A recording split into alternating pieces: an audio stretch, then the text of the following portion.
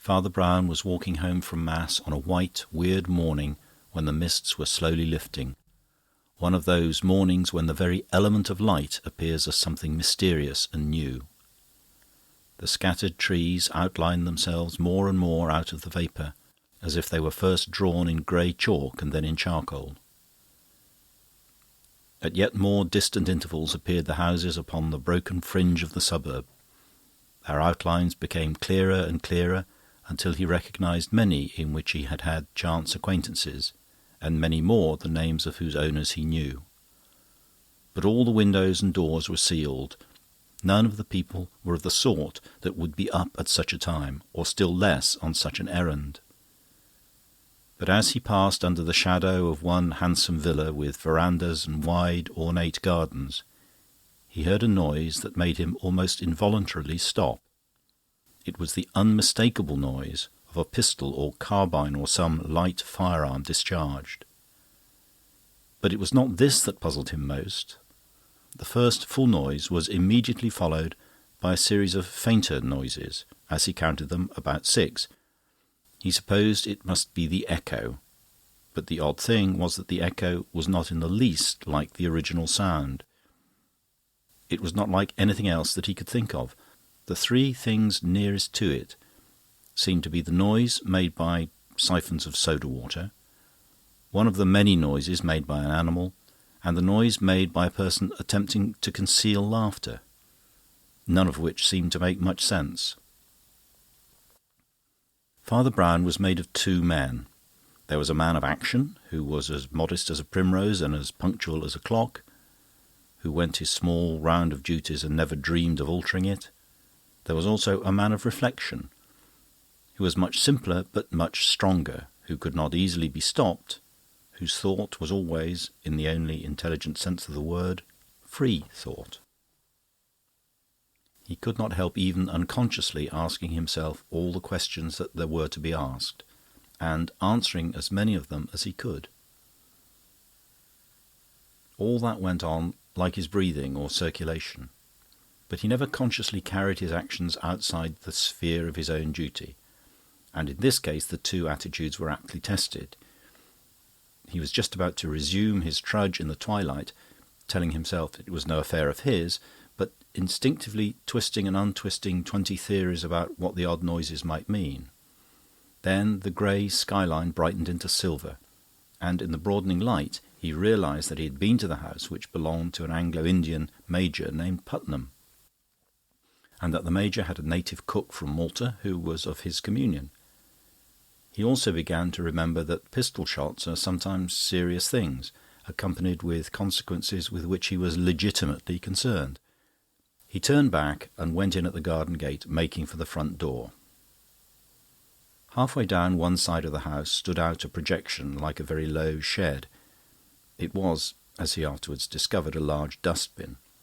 Round the corner of this came a figure, at first a mere shadow in the haze, apparently bending and peering about. Then, coming nearer, it solidified into a figure that was, indeed, rather unusually solid.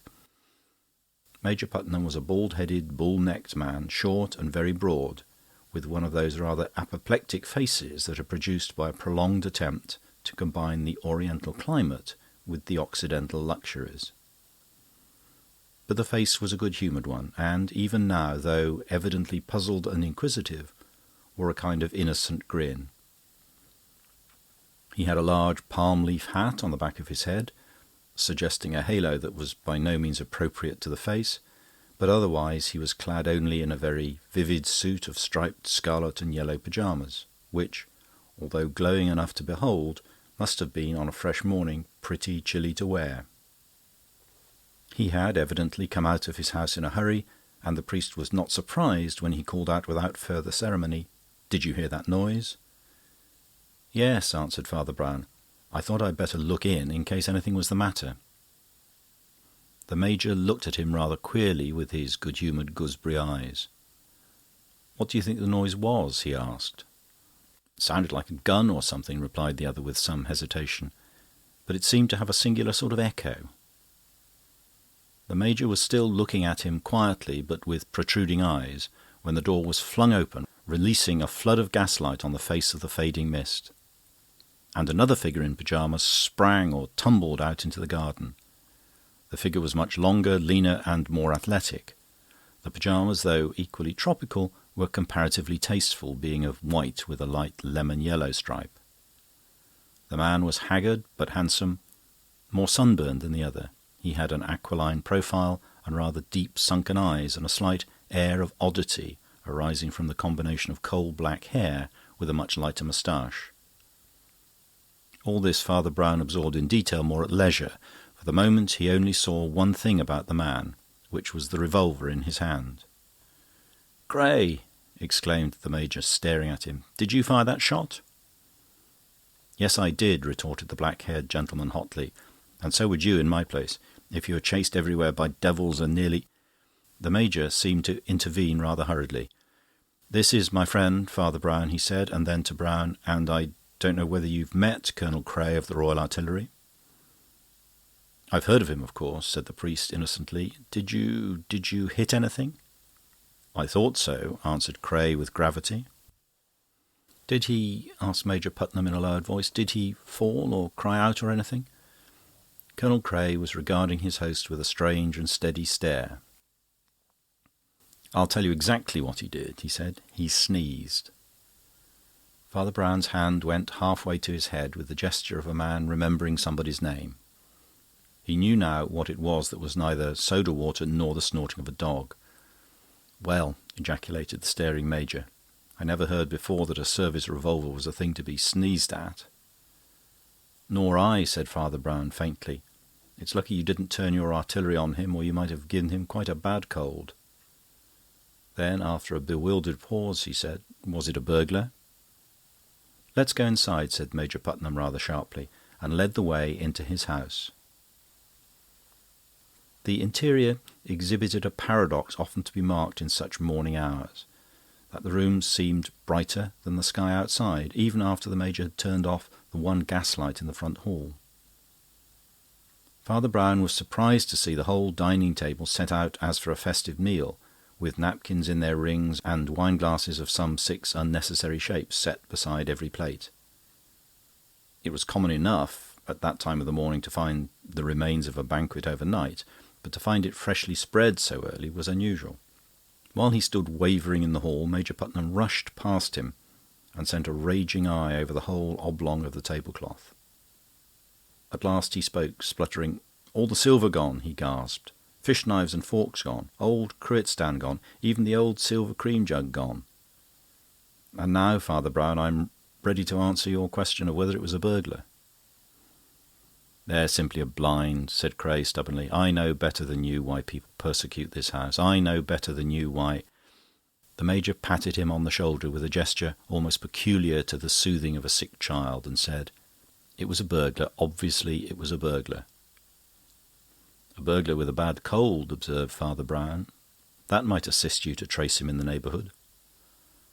The Major shook his head in a sombre manner. "He must be far beyond trace now, I fear," he said.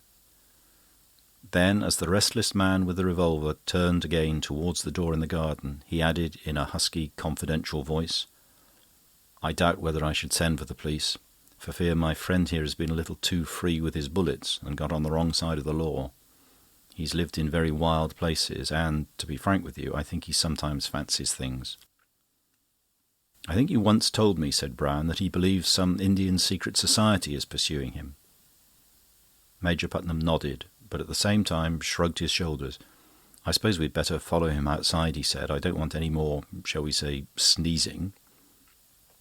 They passed out into the morning light, which was now even tinged with sunshine, and saw Cray's tall figure bent almost double, minutely examining the condition of gravel and grass. While the Major strolled unobtrusively towards him, the priest took an equally indolent turn, which took him round the next corner of the house to within a yard or two of the projecting dustbin. He stood regarding this dismal object for some minute and a half. Then he stepped towards it, lifted the lid, and put his head inside. Dust and other discolouring matter shook upwards as he did so. But Father Brown never observed his own appearance, whatever else he observed. He remained thus for a measurable period, as if engaged in some mysterious prayers.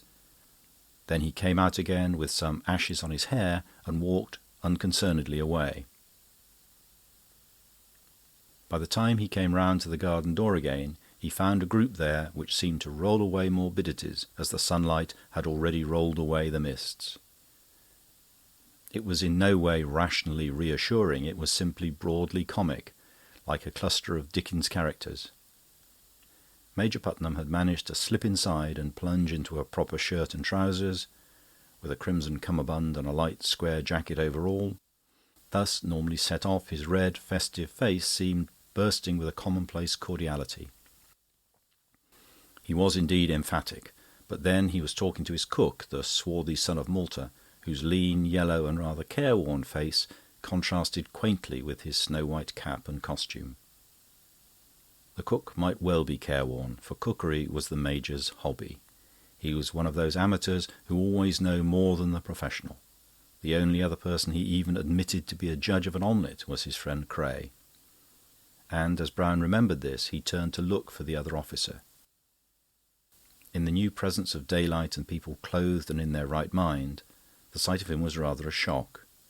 The taller and more elegant man was still in his night-garb, with tousled black hair, and now crawling about the garden on his hands and knees, still looking for traces of the burglar, and, now and again, to all appearances, striking the ground with his hand in anger at not finding him.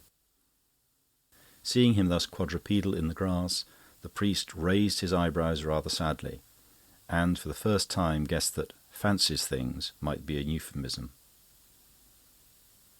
The third item in the group of the cook and the epicure was also known to Father Brown. It was Audrey Watson, the Major's ward and housekeeper, and at this moment, to judge by her apron, tucked-up sleeves and resolute manner, much more the housekeeper than the ward.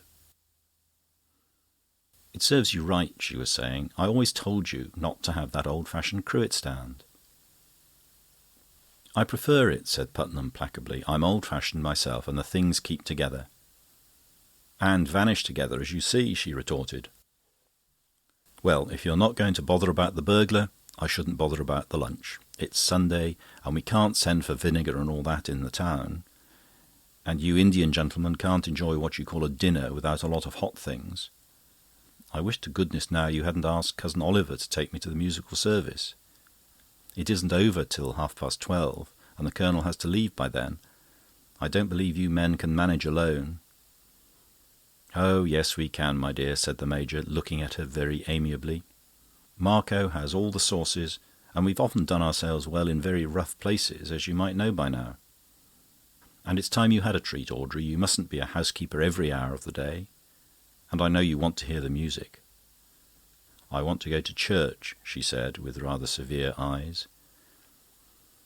She was one of those handsome women who will always be handsome, because the beauty is not in an air or a tint, but in the very structure of the head and features.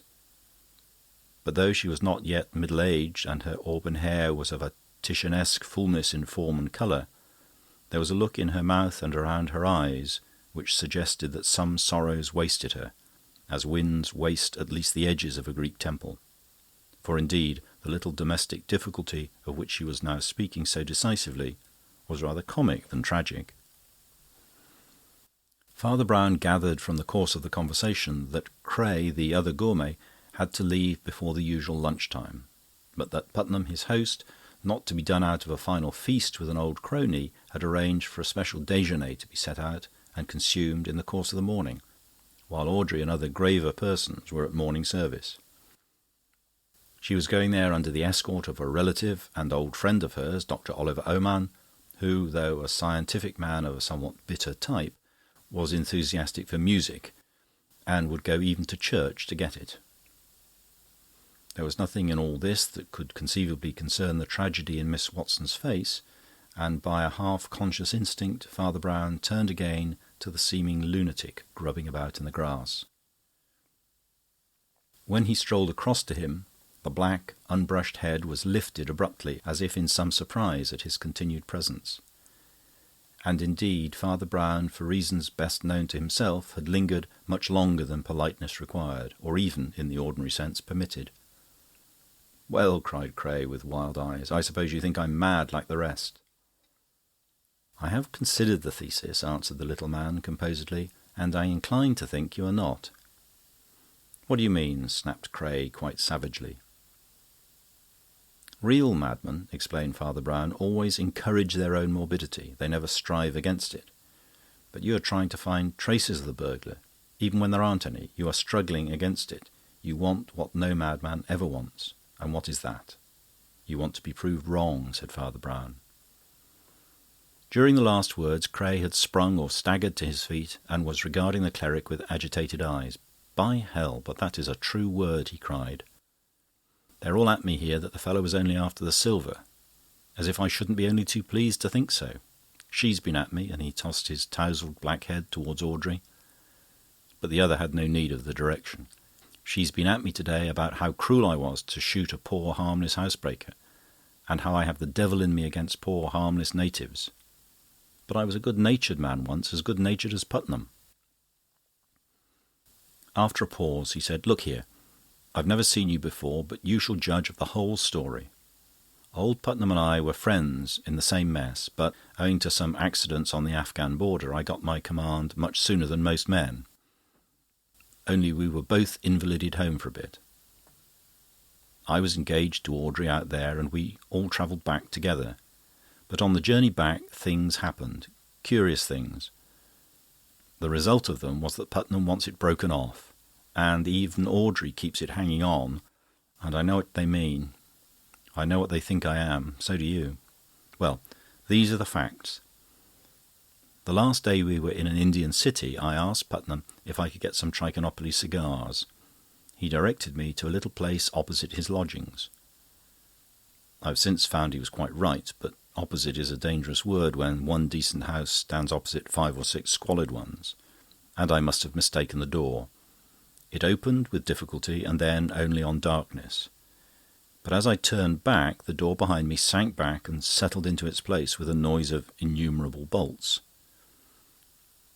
There was nothing to do but to walk forward, which I did through passage after passage, pitch dark. Then I came to a flight of steps, and then to a blind door, secured by a latch of elaborate Eastern ironwork, which I could only trace by touch, but which I loosened at last. I came out again upon gloom, which was half turned into a greenish twilight by a multitude of small but steady lamps below. They showed merely the feet or fringes of some huge and empty architecture. Just in front of me was something that looked like a mountain. I confess I nearly fell on the great stone platform on which I emerged, to realise that it was an idol, and worst of all, an idol with its back to me. It was hardly half human, I guessed, to judge by the small, squat head, and still more by a thing like a tail or extra limb turned up behind and pointing like a loathsome large finger at some symbol graven in the centre of the vast stone back. I had begun, in the dim light, to guess at the hieroglyphic, not without horror, when a more horrible thing happened. A door opened silently in the temple wall behind me, and a man came out, with a brown face and a black coat. He had a carved smile on his face of copper flesh and ivory teeth. But I think the most hateful thing about him was that he was in European dress. I was prepared, I think, for shrouded priests or naked fakirs, but this seemed to say that the devilry was over all the earth, as indeed I found it to be. "If you had only seen the monkey's feet," he said, smiling steadily and without other preface, "we should have been very gentle. You would have only been tortured and die. If you had seen the monkey's face, still we should be very moderate, very tolerant. You would only be tortured and live. But as you have seen the monkey's tail, we must pronounce the worst sentence, which is, go free." When he said the words, I heard the elaborate iron latch with which I had struggled automatically unlock itself. And then, far down the dark passages I had passed, I heard the heavy street door shifting its own bolts backwards. "It is vain to ask for mercy. You must go free," said the smiling man.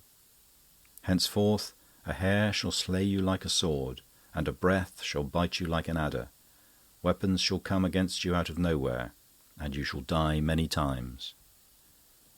And with that he swallowed once more in the wall behind, and I went out into the street. Cray paused, and Father Brown unaffectedly sat down on the lawn and began to pick daisies. Then the soldier continued. Putnam, of course, with his jolly common sense, pooh-poohed all my fears, and from that time dates his doubt of my mental balance. Well, I'll simply tell you in the fewest words the 3 things that have happened since, and you shall judge which of us is right. The first happened in an Indian village on the edge of the jungle, but hundreds of miles from the temple or town or types of tribes and customs where the curse had been put on me. I woke in black midnight and lay thinking of nothing in particular, when I felt a faint tickling thing, like a thread or a hair, trailed across my throat. I shrank back out of its way and could not help thinking of the words in the temple. But when I got up and sought lights in a mirror, the line across my neck was a line of blood.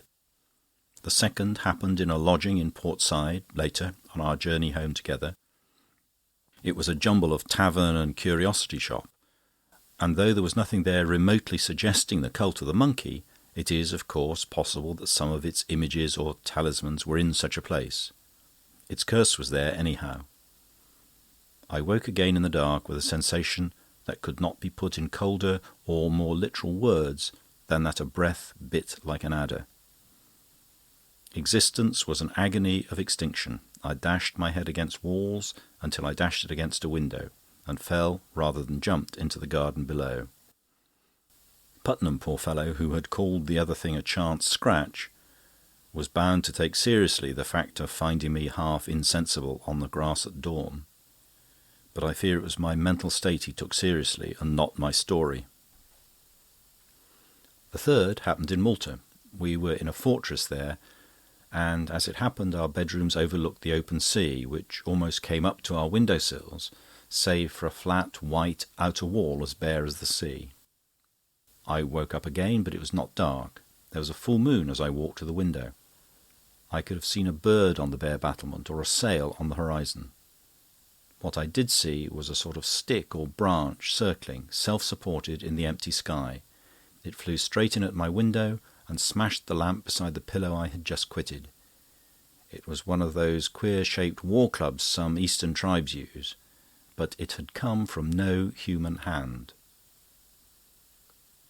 Father Brown threw away a daisy chain he was making and rose with a wistful look.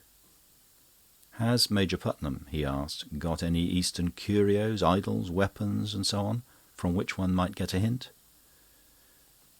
"Plenty of those, though not much use, I fear," replied Cray. "But by all means come into his study." As they entered, they passed Miss Watson buttoning her gloves for church, and heard the voice of Putnam downstairs still giving a lecture on cookery to the cook. In the Major's study and den of curios they came suddenly on a third party, silk-hatted and dressed for the street, who was poring over an open book on the smoking-table, a book which he dropped rather guiltily and turned. Cray introduced him civilly enough as Dr. Oman, but he showed such disfavour in his very face that Brown guessed the 2 men, whether Audrey knew it or not, were rivals. Nor was the priest wholly unsympathetic with the prejudice. Dr. Oman was a very well-dressed gentleman indeed, well-featured, although almost dark enough for an Asiatic. But Father Brown had to tell himself sharply that one should be in charity even with those who wax their pointed beards, who have small gloved hands, and who speak with perfectly modulated voices. Cray seemed to find something specially irritating in the small prayer book in Oman's dark-gloved hand. "I didn't know that was in your line," he said, rather rudely. Oman laughed mildly, but without offence. "This is more so, I know," he said, laying his hand on the big book he had dropped. "A dictionary of drugs and such things, but it's rather too large to take to church." Then he closed the larger book, and there seemed again the faintest touch of hurry and embarrassment. "I suppose," said the priest, who seemed anxious to change the subject, "all these spears and things are from India?" "From everywhere," answered the doctor. "Putnam is an old soldier, and has been in Mexico and Australia and the Cannibal Islands for all I know." "I hope it was not in the Cannibal Islands," said Brown, "that he learnt the art of cookery." And he ran his eyes over the stew-pots and other strange utensils on the wall. At this moment the jolly subject of their conversation thrust his laughing, lobsterish face into the room. "Come along, Cray," he cried. "Your lunch is just coming in, and the bells are ringing for those who want to go to church." Cray slipped upstairs to change. Dr. Oman and Miss Watson betook themselves solemnly down the street with a string of other churchgoers, but Father Brown noticed that the doctor twice looked back and scrutinised the house, and even came back to the corner of the street to look at it again. The priest looked puzzled. "He can't have been at the dustbin," he muttered. "Not in those clothes. Or was he here earlier today?"